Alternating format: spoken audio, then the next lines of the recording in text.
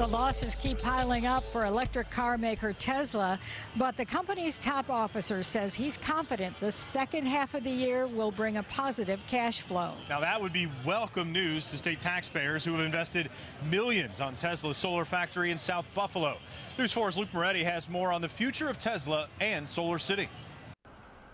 The next several months could tell us a lot about the future of the multinational corporation known as Tesla. But it certainly is a teeth-clenching kind of moment where you want to see results. The electric car/energy company continues to hemorrhage money, losing $717 million in the most recent quarter. They have a very hard obstacle to climb, mountain to climb in order to get the profits. You know, I've done a few things. Tesla CEO Elon Musk says he's highly confident the company will turn a profit this coming quarter.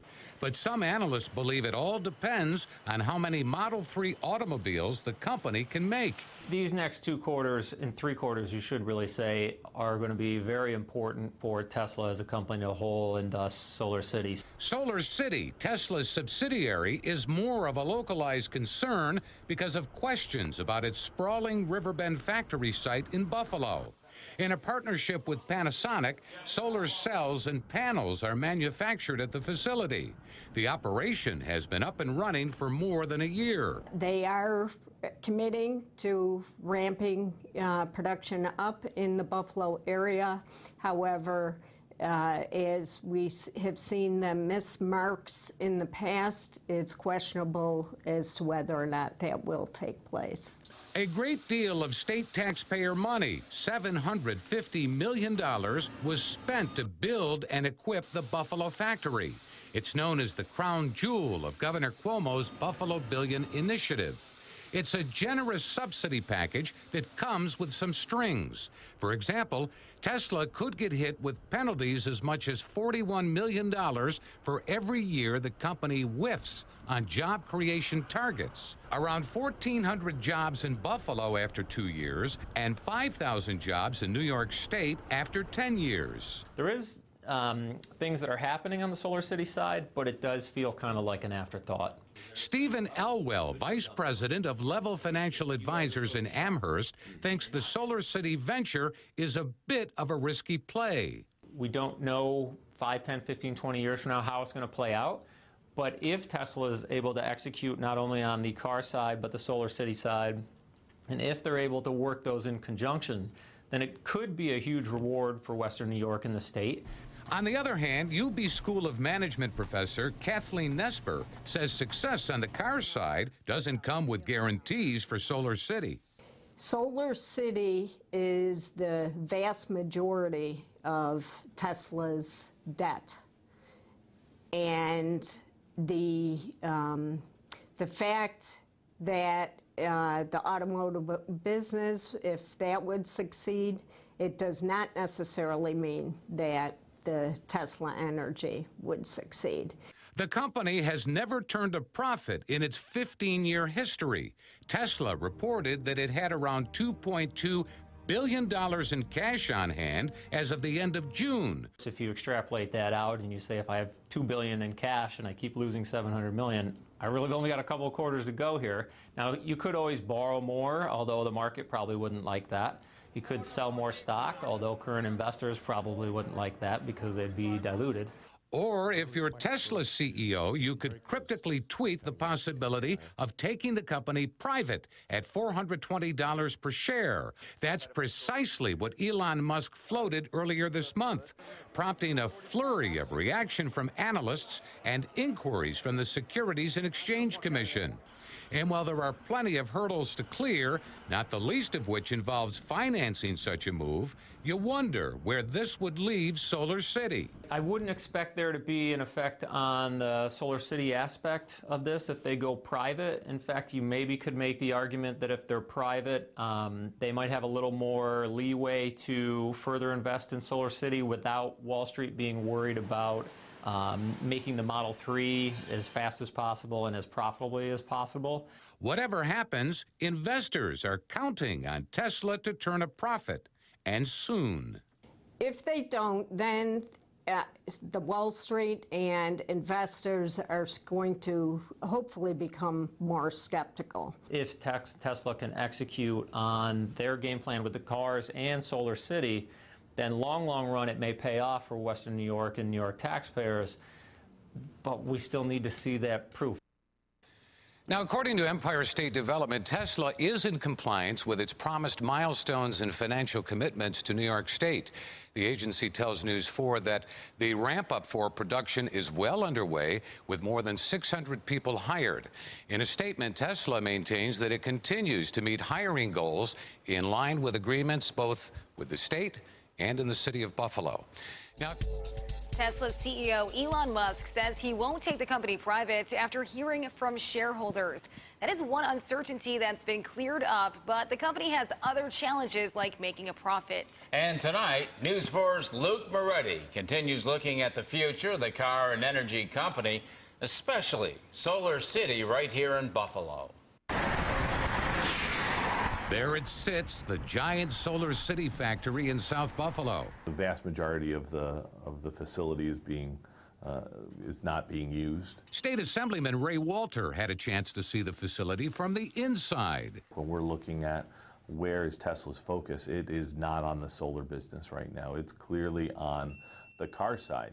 State Assemblyman Sean Ryan also got a tour of the factory. We're all optimistic.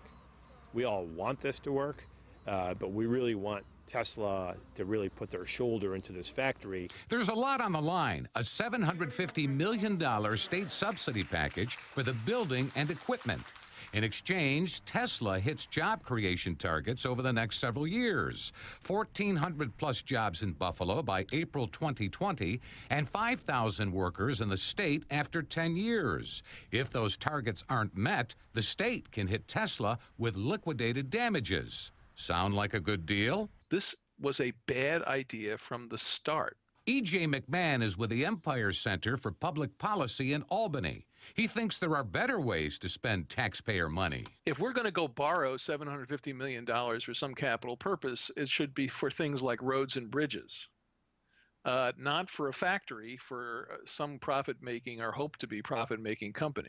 With so much public money at stake, there are also questions about transparency. The transparency to date has still been kind of tough to get more information about what's going on at Solar City. Stephen Elwell is vice president of Level Financial Advisors in Amherst. He says the car side of the company is the bread and butter, and that Solar City is an afterthought. And that can make us a little uncomfortable given the amount of money that was put into the factory that they're building here. Tesla has said that it plans to ramp production more toward the end of 2018 and that it's working hard to simplify the production and installation process.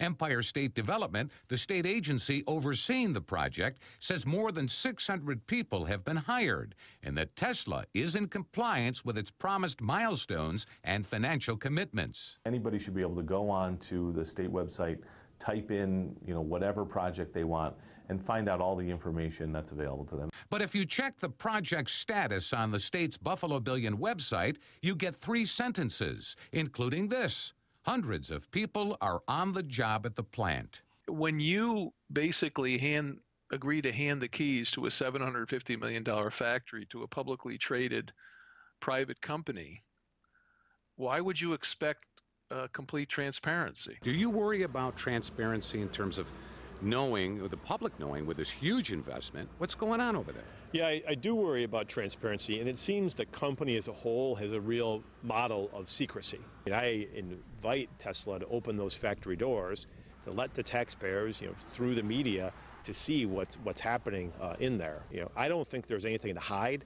I've been in there. Assemblyman Ray Walter, a Republican, says it's not just Buffalo's Solar City factory. The entire economic development program that the governor has been running has not been transparent at all. We need to do a better job in the state legislature to hold them accountable. There's been a push for reforms, like a public database of deals that spells out state subsidies, who gets them, and the jobs created. You can't have accountability without transparency. State Comptroller Thomas DiNapoli is pushing for procurement reforms that would give his office back oversight of certain contracts. I think everybody has the same interest. making sure that money is being spent appropriately, that we're getting the return on the investment. As for Solar City Tesla, a big return on a big public investment is what everyone is waiting to see. We are working hard to make beneficial use of the state's investment, a Tesla spokesperson recently stated. We all bought into the optimism of we're going to have roofing shingles that are going to make solar, and we want that to work. We have all of our eggs in the Tesla basket right now, and that basket is on very shaky ground. A Tesla spokesperson says the company has always billed the Buffalo facility as a slow, gradual buildup, and that the company is ahead of its job creation and economic impact goals outlined by the state. The spokesperson also hinted that the company is considering a media tour of the Buffalo factory. We'll keep you posted. Luke Moretti, News 4. This morning at the Tesla plant, employees arrived to find some of their co-workers calling for change. Some workers there want to organize a union. Well, the Tesla factory at Riverbend was built with $750 million in taxpayer money. Some of the workers say their wages are not enough to make ends meet. They say that's the driving force behind their calls to organize. Tonight, the News 4 Investigates team talks with 3 Tesla workers who are leading the union push at the solar factory. News 4's Luke Moretti has the latest. Rob Walsh. It's a good company. Curtis Johnson. I think it's great. I love the environment. And Pete Farrell. There is opportunity to grow. All 3 men work at the Tesla factory in Buffalo. They love the idea of green energy and the chance to be on the ground floor of an exciting and innovative industry. But the pay? That's another story. There's no way I could afford to buy a house on this wage. At 26 years old, Rob Walsh took a pay cut to work for Tesla. Right now, he makes $16.50 an hour. I thought, this could be my chance to really have a career here, to have a job that I would know I could support myself and my future family on. At 57 years old, Curtis Johnson already has a family to support. So we're having fajitas. Curtis makes $15.50 an hour working at Tesla. He says making ends meet, especially with Christmas approaching, can be daunting, even with his wife working. When you make that little bit of money, you have to think about how you're going to spend it. I try to do things throughout the year so that I don't feel so pressured at Christmas. Pete Farrell lives at home. The 22-year-old is looking to build a future in Buffalo. He'd like to buy a house, but can't with the money he's making at Tesla. There's always, bills you have to pay, and there's always cost of living. That's always going up. The Tesla plant, located on the edge of the Buffalo River, was built and equipped with $750 million in taxpayer money.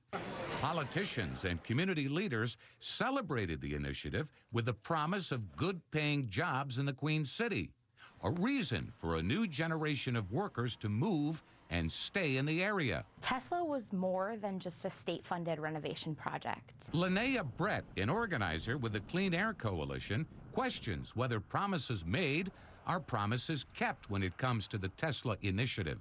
Tesla was a promise of a new economy, of an economy with jobs that can support our families. Annual pay for workers like Rob, Curtis, and Pete are barely above what the state considers a living wage. At around $30,000 a year, that's half the average annual wage for advanced manufacturing workers in the region. Workers definitely would like to make more money. We all would. Rob, Curtis, and Pete are ready to roll the dice and do something about it.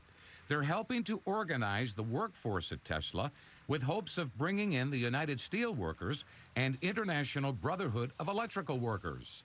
What do they hope to accomplish? A fair playing field, better wages, and some job security and seniority.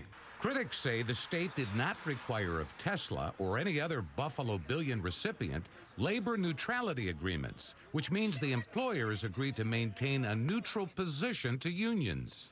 This is a pattern of deals between governments and corporations that don't guarantee benefits to communities that we see over and over again. How ironic that the sprawling Tesla facility sits on ground once occupied by the former Republic Steel plant that employed thousands of unionized workers. My grandfather worked there for 17 years.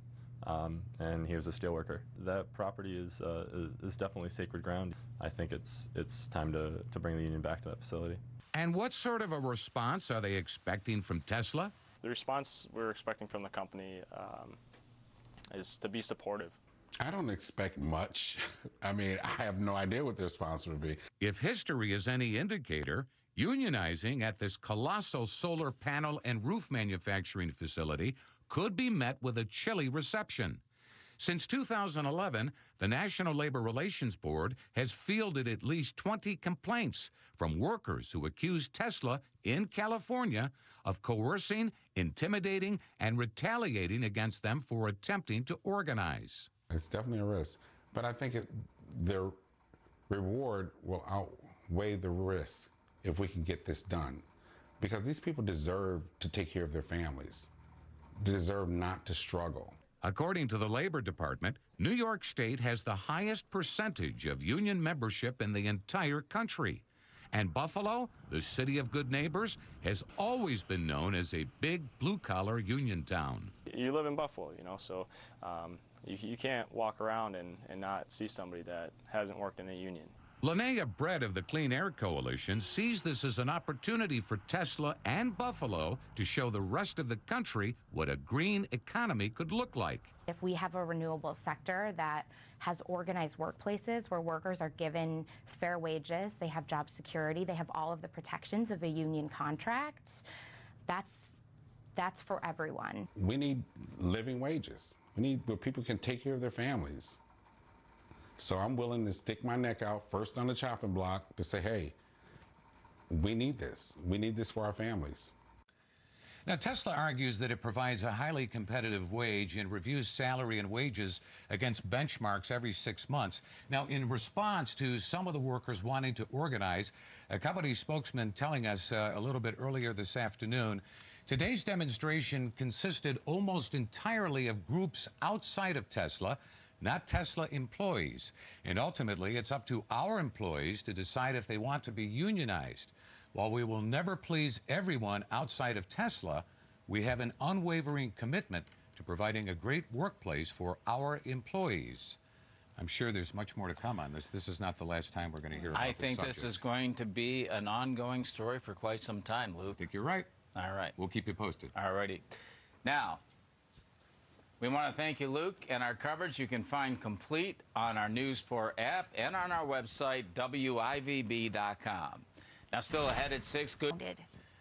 And tonight, we're hearing from Lieutenant Governor Kathy Hochul after a few Tesla workers called for a change at the Riverbend plant. Those workers are trying to unionize at the solar factory, saying they want higher wages and better job security. Now we're hearing the state's position on the workers' right to organize. News 4's Luke Moretti has more on that tonight. Luke? Good to see you again. Good to see you. Lieutenant Governor Kathy Hochul says the state's job was to breathe life into a part of the community that had been abandoned and desolate for decades. That's been done. The old Republic Steel site in South Buffalo. Now the sprawling Tesla factory after a $750 million taxpayer investment. We're very proud that we were able to invest the money initially for Solar City and that Tesla and Panasonic are now creating jobs in that area. But some workers say those Tesla jobs don't pay enough, and now they're trying to organize a union. Curtis Johnson is among the workers leading the charge. I have a family support, but I'm not going to support my family off of $15.50 an hour. A Tesla spokesperson tells News 4 that the company offers wages and benefits that exceed those of other comparable manufacturing jobs in the region. What's the state's position on workers trying to unionize at the solar factory? Certainly. We absolutely respect the rights of unions to go into job sites, wage a campaign, talk to the employees, and if there's a decision by the individual workers to organize, we respect that right. Critics say the state could have included language in agreements and contracts to ensure employers would remain neutral during organizing campaigns. That wasn't the case with Tesla. I think somebody dropped the ball. You know, there should have been some stipulations in there as to, you know, besides the number of people that was promised to work in there. Why doesn't the state have a labor peace agreement or neutrality agreement in place for like a big manufacturing Well, you have to understand that we work very hard just to get people to come here in the first place. And so these conditions are not put on when we're trying to attract manufacturers who could go anywhere else in the country they want to go. Many of them choose non-unionized states, and we're in competition with those. But once they come here, every member of this community has a right, who's a member of a union, to go into that job site, make their case, and hopefully win support. According to Empire State Development, the state's economic development arm, a labor peace agreement is not required for any of the Buffalo Billion projects unless it involves a hotel or convention center. As for Tesla's position, ultimately, it's up to our employees to decide if they want to be unionized. A company spokesperson telling News 4, "We have an unwavering commitment to providing a great workplace for our employees." Luke Moretti, News 4.